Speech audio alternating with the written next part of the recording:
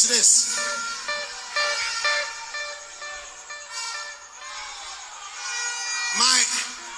The people that they say are my party members, NPP people, if they don't take care, they will lose almost 7 to 10 seats. But then, if NDC also don't take care, NPP will take over between 19 to 24 seats from them. But then, the election is on the 7th. On the 8th, the result will not come. Everybody shall be jittery. The result will come on the 9th. Some people will try to cause mayhem so that people shall die. And interestingly, they will call people on the street. And the first day, only 1,000 people will show up. The second day, no one will show up. And there shall be peace. And the result is obvious. The things are difficult.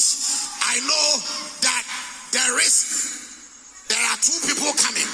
But the Lord has told me that by the 9th of December, His Excellency Dr. Bawumia shall be crowned the